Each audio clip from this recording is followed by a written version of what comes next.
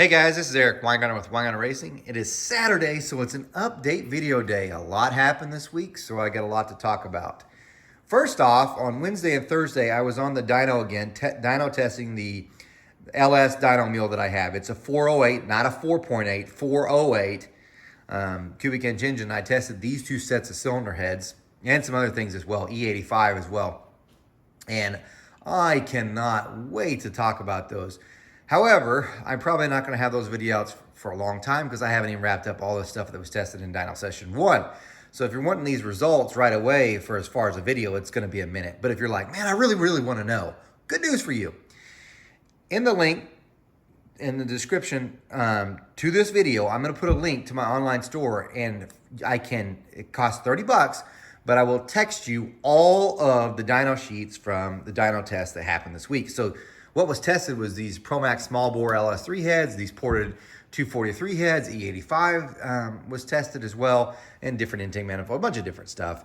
But anyway, that was what was tested, and if you want to see those results, it costs $30. I'll text you all the dyno charts, everything, and you don't have to wait for a video to come out. So a video will come out over these eventually, just it's going to take some time. You might say, it sounds like all you're trying to do is sell. Here's the thing. Every time I do a dyno session, I'm trying just to break even. And for the most part, I'm about 20% I'm spending and 80% had come from it. That's just a dyno session. The engine itself, nah, hell no. I've spent way more than what's even come close to coming in. So I'm just trying not to lose as much money. But the other thing is, you should sign up for a channel membership. So a channel membership is $150 unless you're under the age of 30, which I'll talk about in a minute. But a channel membership, you would have got all these dyno numbers you got texted to you as I'm dynoing. So the days I'm dynoing, I'm texting to you. Plus you got texted the dyno results every time with that. So $150, it runs from November to November. So you're kind of running low on time, but I might cut a little slack and try to do a yearly for each person. But anyway, that's a great deal. So yeah, it costs a little bit of money, but you're getting all the information. It's a great deal.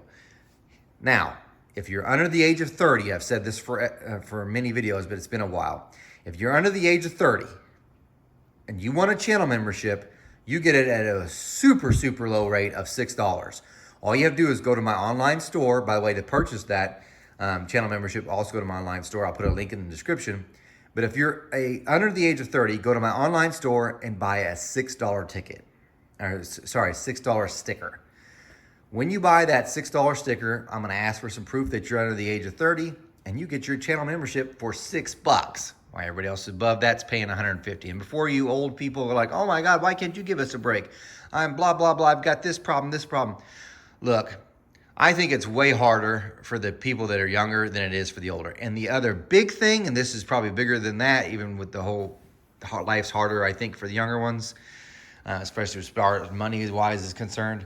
The biggest thing is we're aging out. We're dying. So the younger crowd needs to come in, or this stuff's gone, okay? Gone. So younger crowd needs to kind of take up the reins. So trying to get interest in younger ones, hence this. So don't get mad because older ones didn't get a discount. It just, sometimes people get stuff others don't. It's weird. I really do get people complaining about that. But anyway, so $6, you get your channel membership. So now you're like, you just wasted 3 minutes of my time. You haven't talked about what you did. Let's get to it. These heads were actually on the dyno. These are the 243 heads, stock heads, but they're cathedral ports.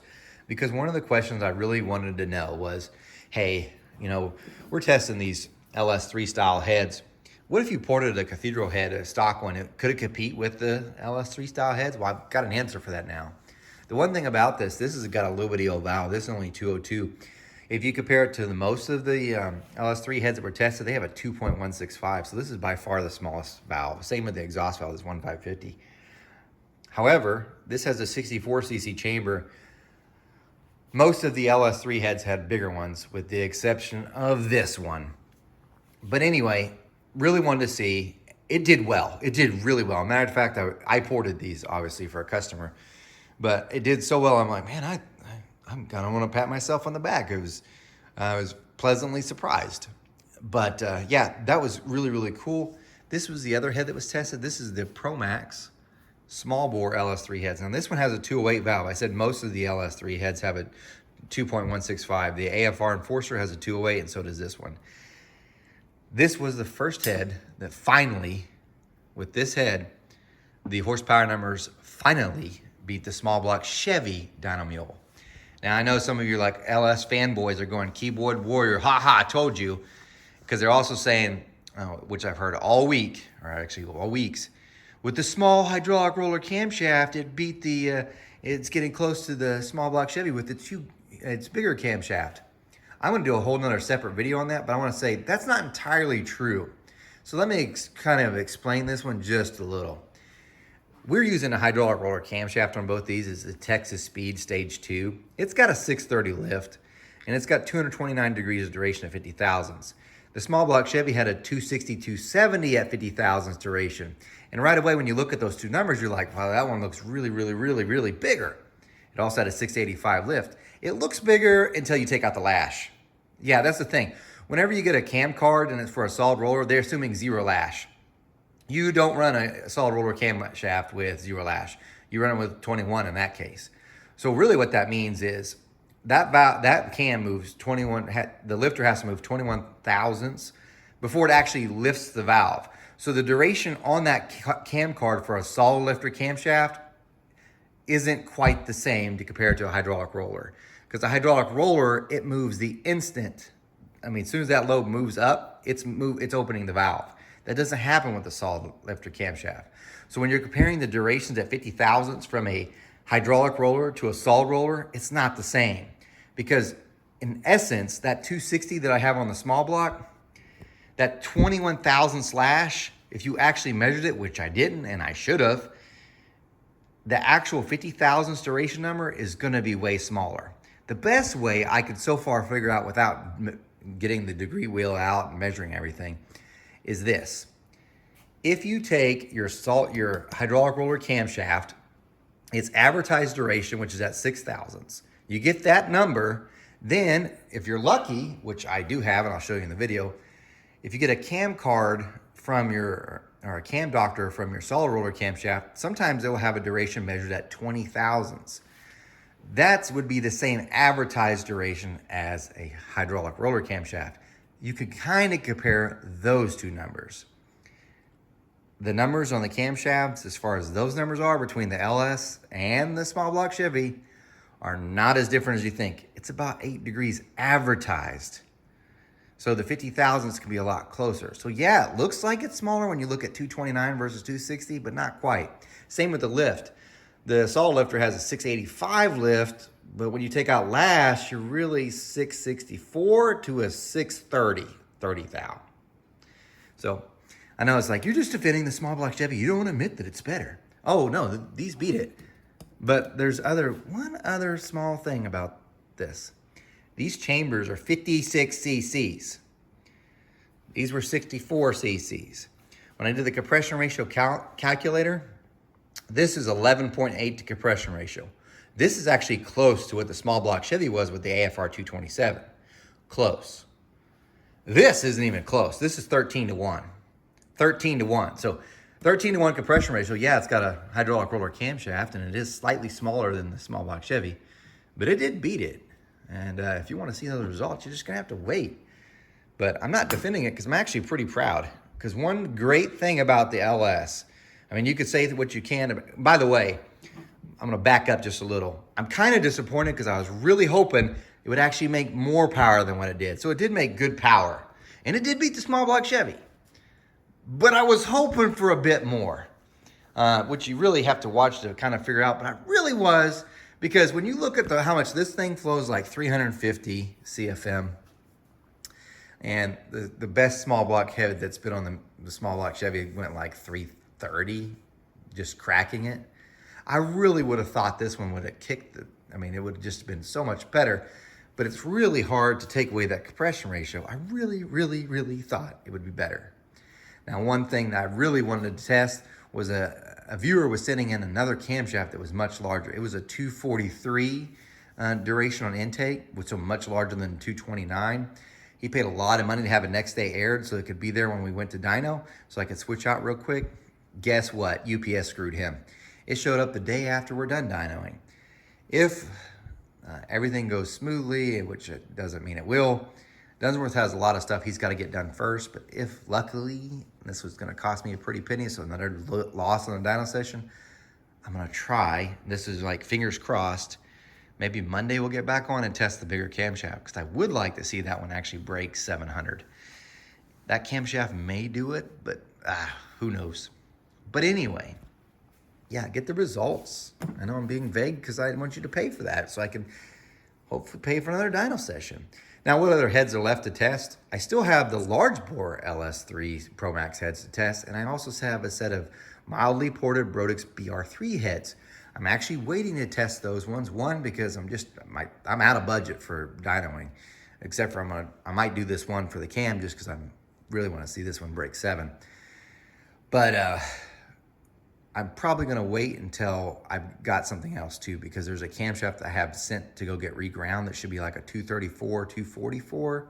So it's a little bit bigger than the ones in now, because I want to test that with the Brodix BR3 heads and those AFR small, large bore heads. But yeah, that's kind of what's going on. A lot to happen there on the dyno, but I know I did all that talking just because I know some keyboard warriors just want to beat me up over how much better it is. I'm telling you, they're really, really, really close. So when you say LS engines are superior, you're wrong. They're very close unless you raise compression ratio.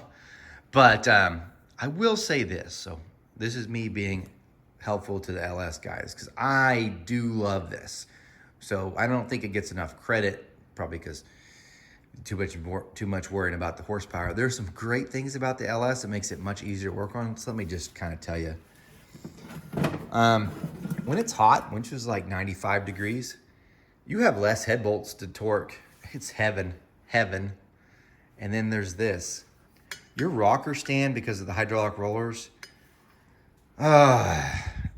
butter. So on a small block Chevy, and Ford for that matter, which I'm getting to this in a minute, you have to do that half turn down and all that stuff for the hydraulic roller. LSs have it so easy. Once you get your push rod length the right height, you just tighten down the stand. You torque it at 22 foot-pounds for each rocker and you're done. That means you're not worrying about open valve, do this 1.5, this one 1.5. Or in my case, like on the big block Chevy, the solid roller and even the small block, I had to lash each one. Man, that takes time. These, you just torque it down, you are done. I am thoroughly impressed that it's so easy. I would love to make this rocker bar for a small block Chevy to be able to bolt on to do just the same thing. Man, it'd be heaven. Oh, and I can hear someone else right now going, well, you know, if you put the same hydraulic roller cam in a small block Chevy, it won't make the same power. I agree. I'll give you that. No problem. Because most of the hydraulic roller camshaft for a small block Chevy won't have 630 lift. Just saying. Anyway, going on to the next thing. This is probably the most requested head I've had to do a flow test on. This is the Twisted Wedge 11R head. This one I just cut out for larger valves, but I've actually flowed it in the stock form. I redid the valve job too because it had to be freshened. I'm going to do a separate video for that. So for you guys that are wanting the Ford video finally about this head with a review, yeah, that's going to come relatively soon. So there's that. And that pretty much wraps up things, except for this. While I was there, and I was kind of waiting for the camshaft to come in, I took apart the 540 big block Chevy dyno mule. Now, you guys might bust my balls on being a small block Chevy fanboy. Not really. I'm a big block guy. You know why? Because that big block made 930 and cost less than the LS. You tell me, why would I small block Chevy? Guy, no, because still for about $1,000 more, I made 200 more horsepower, you know, so, or 300. So yeah, I'm a big block Chevy guy. But anyway, I took off the heads, which were the Pro Max heads that I'd milled down, to put on the AFR 385 heads. I've got those bolted on. One bit of bad news, and it's an odd thing. So I took off the heads, and there was rust at the top of the cylinders. Almost, it's like so it's a Merlin 4-block, and the deck's really, really thick, like this thick. There's rust from that far down. It's almost like condensation gathered right there at the deck part, but not in the other part. But anyways, I guess if I had never taken off the heads, I would never know that there was rust ever in there. But I changed the heads and I saw that. I usually don't ever see that. At least I didn't. I saw it one time on a small block Chevy for the mule. I didn't see it on any of the time on the LS. But that sucks. I was like, dang. I don't think it's going to affect power all that much, really, if I'm being honest. Like, what are you going to lose from ring seal? Probably, but it's only at the very top quarter of an inch, but it just sucks. And I should have bought Foggit. You know, they got that Foggit stuff, but as many times as I have to keep taking these off the dyno, shoot, I'd have money in Foggit be out the wazoo. Anyway, I got the AFR 385 heads bolted on, and I would have been done with it except for me being dumb. I adjusted the valves and had the poly locks because I'm running a stud girdle. I had the poly locks for the exhaust on the intake and vice versa, so I had to redo it, and that took too much time, so it's not all back together, but it's pretty close. So that one could be coming up to dyno soon. Then there's this.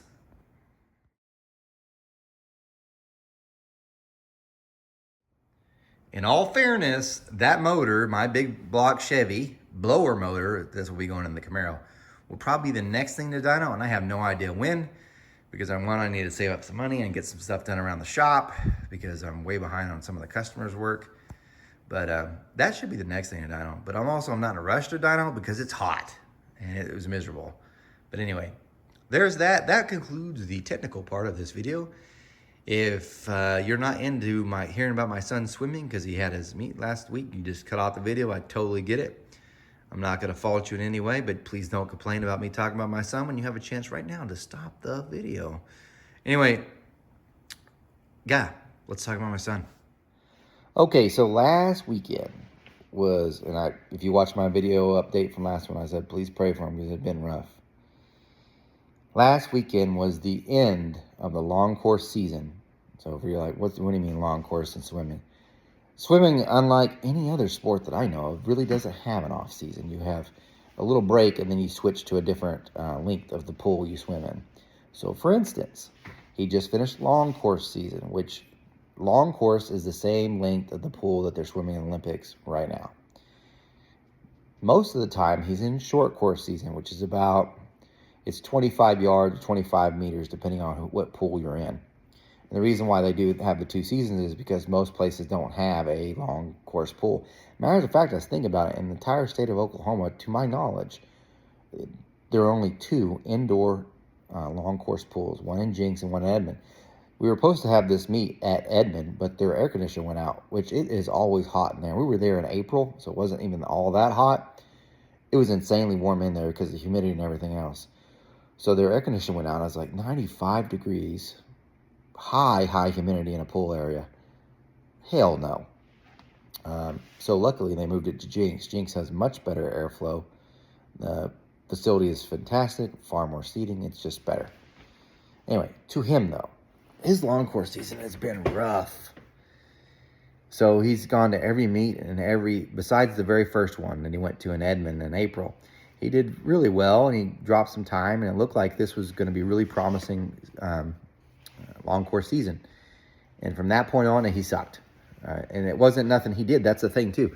He's working his tail off. So he's swimming in the mornings. Like he literally got up in the morning and would swim at like 6, 10 a.m. And they'd swim till like 8:30 or something. And then they got to put away all the stuff. And then he would be back at the other pool, the meter pool, from, I think it's 3:30 all the way to 6:30. So it's a lot of swimming. And this is 5 days a week. Saturday, he only does morning ones. He doesn't have to do there's no second one on Saturday. So really the only day they get off is Sunday. He's swimming every one of them. And I mean, you could tell him he's just getting yoked up, right? And it looked like he's doing great. I mean, I thought, man, he's going to be awesome. After that first meet, it just went down. Like every single time he would go to a meet, and this could be his favorite events, and she was putting him in just about everything. So it was like, we're not going to put you in just your favorite. You're doing everything, even things you don't want to do, because hopefully maybe we'll see you gain on some of that and make you a better, well-rounded swimmer. I mean, this means he'd do distances, because he's a freestyler, a mid-distance guy. But she had him doing like backstroke, which is, the form looks good. He's just slow. He's just slow at that. Breaststroke, his form looks perfect, also very slow. But butterfly, he does okay, kind of. Not anymore. Anyway, every time he go to the meet, so last three meets, it's been bad. Like his times, so he keeps trying to drop the times. He wasn't dropping. He was getting worse. I mean, they were gaining. And then, as a matter of fact, this last one, when we were in Clayton, Missouri, he only improved in one thing. That was a 200-meter free, which I was like, oh, at least that's okay. It's one of your favorite events. But in other ones, his actually best one he wants to do is a 400-meter free. That is his best event. And he had added something like 10 seconds or something. He was back at above 5-minute range, and he hadn't been that way since like last year in April. So I was like, what has happened? So that's the backstory coming into this. So in this one, this is the championship meet. You got the fastest of the fast of the fast, and this is it's a final event. So you've got a qualifying in the morning and finals in the afternoon if you make it. So it's really, really rough. It's 3 days, Friday, Saturday, Sunday. So Friday, and I'm trying to do this from memory, so bear with me. He has the 100-meter free, which is one of his great events. And what else did he have? He had something else, but I can't remember it, so it must not be that great. Oh, he had the mile. That's what it was. That's a mile swim. So in his 100, the best he'd ever done was a 101. And I told you, pray for him, he gets better. He went a 59.29. That's the first time he'd ever gone underneath the minute. So, and by the way, that 101 happened in April, and every time after that, he'd been like a 101.5, a 103 he went in Missouri. So it was like, what in the world? So he'd been gaining time. So now he dropped like a second and a half. So I was like, fantastic. When you do the conversion to yards for a short course, that's the fastest he'd ever been. So I was like, what a way to start. And then he did the mile. I don't know what happened there. He looked bad. So what's worse about it is because two of his teammates were in a heat before him, and he's supposed to be in the fast heat, or, well, they screwed up the order or whatever. But anyway, he's supposed to be with him because one of them's in the lane that he trains with. And that boy went like a 17-minute something, and the other one went a 17-minute something. And I thought Bishop's best he's ever did was like a 19, but I thought, man, he could be there. That should be him. Bishop goes, it's bad. I mean bad. So he went like a 19.44. Matter of fact, one of the younger kids on the team almost beat him. Like the kid was like, I think he's like 13 or 12, young. He was right there on him. And Bishop added like 5 seconds. So I was like, oh, brutal. But good news with that is he didn't care. Because he's like, I don't really like the mile swim. And even the coach was like, yeah, I thought he would like distance. But it turns out that's probably never going to do that again. I was like, yeah, it's a wise choice. Anyway, so at least he had his 100. It felt like everything was going good. He improved. Because he wasn't too heartbroken about the mile. Because he's kind of like, he was trying, but not really, really trying. Anyway, so we come into Saturday. And this one he's got the 200 meter, which is one of his favorites. And then he has, I think it's the butterfly. Yeah, the butterfly, 100-meter butterfly. And he had been improving at butterfly for a while, but it's like they haven't focused on him this summer at all. And he hasn't been doing very good. Well, he does a 200-meter, and what's the one thing he improved at in last meet at Clayton, Missouri? He dropped like 2 seconds. So I was like, I don't know if he's going to beat that. Oh, he did, because he beat it by a bunch. So I thought, man, this is going to be fantastic. So just to give you an idea, he went like a 2:17 at Clayton, Missouri. And I was like, man, that was 2 seconds faster than his best he'd ever done. So here he comes in. I was like, he's going to do fairly decent, I think. He should improve. He goes out and does like a 2:12. So he dropped 5 seconds off of it. And that's his new personal best. And I figured he should be just ecstatic, just happy. Up in the stands, that's what we're thinking. I mean, it looks like he did really well. He dropped a lot of time. Everything's fine. Well, someone else on his team, the younger kid, this kid's a freak. He's going to probably end up in the Olympics. He is the number one swimmer in his age range, which is like 13, 14. In Oklahoma. He won almost he was number one, because remember, this is the best in the state, and not because you could better than high school. This is the best of the best. In his age range, he won like freestyle, several of the freestyle ones, and a butterfly. I think a backstroke. He's good, really, really good. But Bishop's trying to compare to him because he went like a 2:10.69, so he's about a second and a half faster. But in practice, Bishop like beats him sometimes. A good kid. Both of them are good kids. That's his rival, by the way. But friendly rival. They don't like hate each other or nothing like that. They really want each other to do well. But he just wants to. But anyway, the next event was butterfly. He did worse.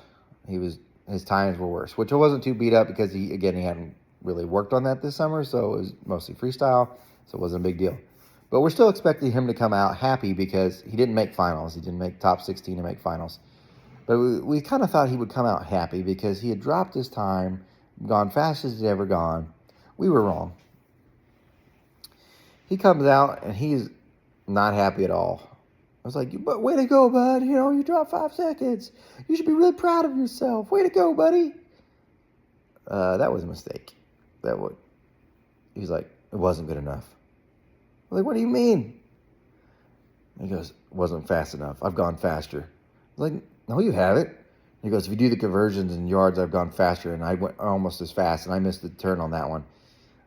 What it means is he went to turn, and he didn't get a good push off the wall, which is true, on one of the swims when he did yards. I was like, "Well, that's really good. What do you knocked off 5 seconds. It's a PB. This should be great." Not good enough. I also got beat. I should be faster. It's like, maybe, but why are you beating yourself up with it? You went 5 seconds faster. You've been gaining this whole time. Should have been faster. And he was just beating himself up hard. I'm like, what do you... I've never had that. That's a weird experience for a parent, by the way, because what do you do? Tell your son, you just went, you did the best you ever did, but it's not good enough to you. Which, I mean, I guess in a way I'm kind of happy because he's going to keep trying. But he was taking it so hard that it's like, obviously, like, even if your kid did well, you'd be like, "Yeah, good job. Keep trying," you know, but this is what you might have thought he added 10 seconds the way he was acting. So then we go into Sunday, and now it's his favorite event, the 400 free. And he had some other ones. He had the 50 free, which is a sprint. He's not a sprinter. And I thought, man, he should be pumped up. The fastest he'd gone, by the way, was at 28:41, which is kind of slow. But he still couldn't beat that all summer. He did that in April. Never matched that time again. He would do a 28:55, 29. He goes out and runs a 27:29 or 59.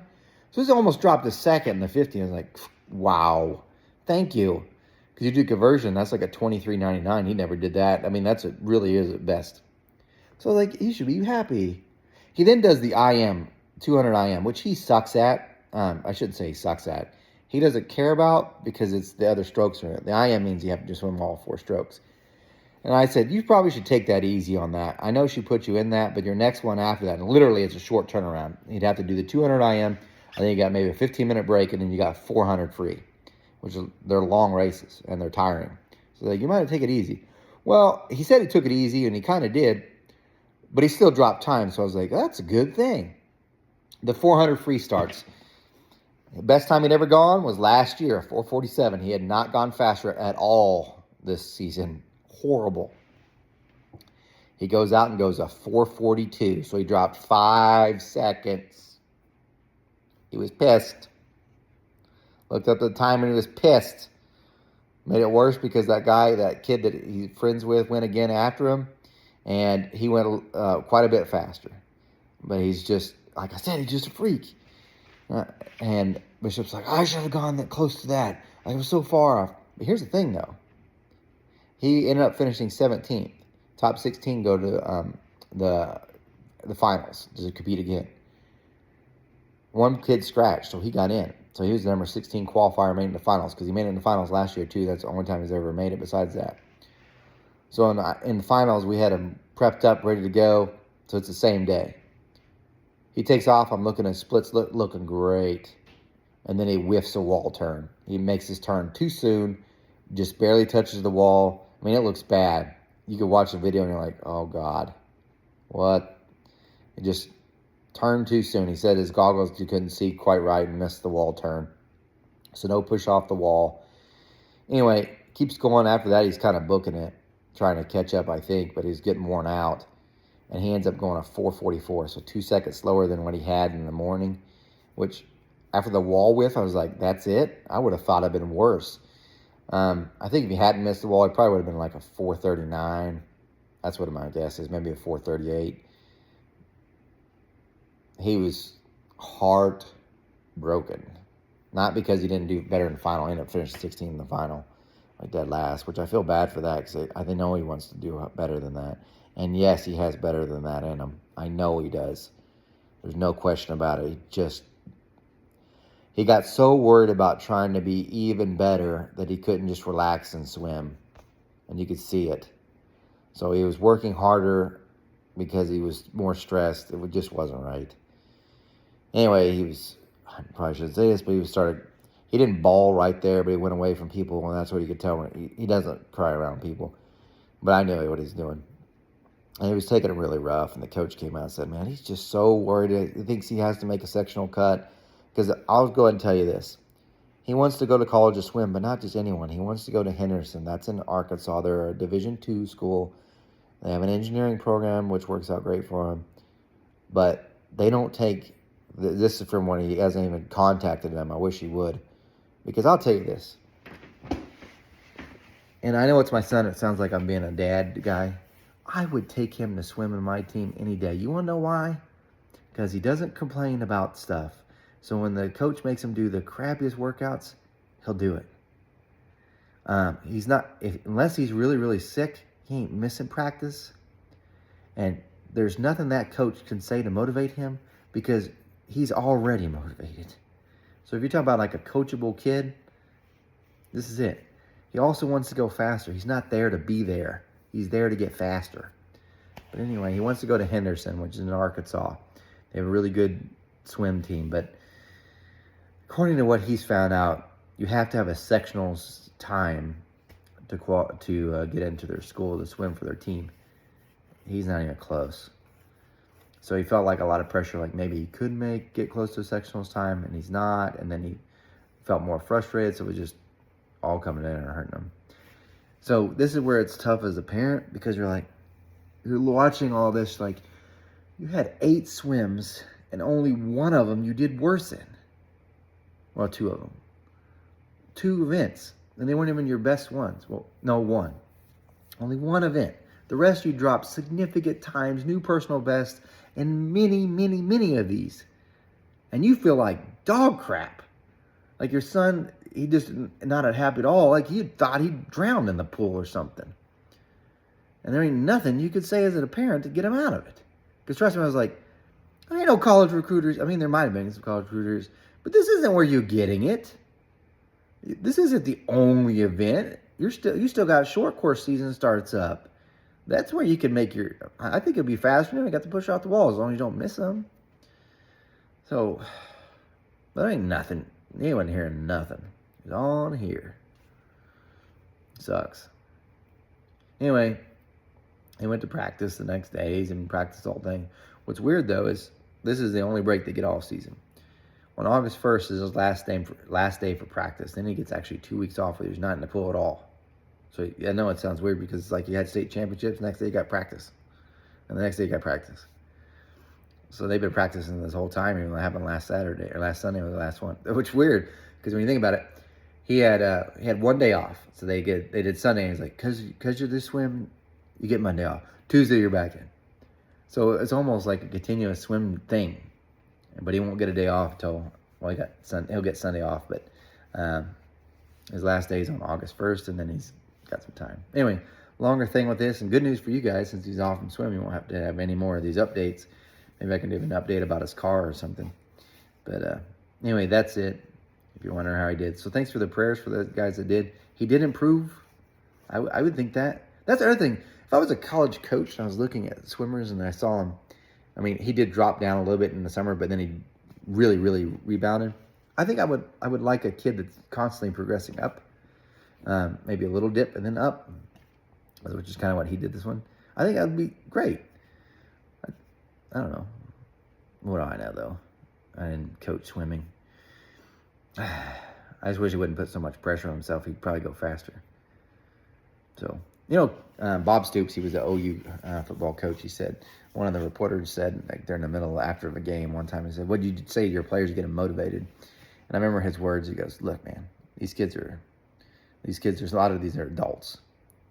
If I've got to say something to get them motivated, then they don't need to be here. And here's Bishop. You ain't got to say nothing. I never gonna tell him you need to put out your best. That ain't him. He was motivated to begin with. No one has to say a thing to him. You ain't got to say, you need to really try hard on this. Let me tell you this great swim story. None of it. None of it. He's just going to try his hardest, no matter what, because he wants it. That's motivation. So I really do. I am proud of him. He's doing great. Doing good. I just wish he'd see that. But anyway, longer talk. You guys remember I'm no Superman, and you guys, I don't pour cast iron heads. Take care.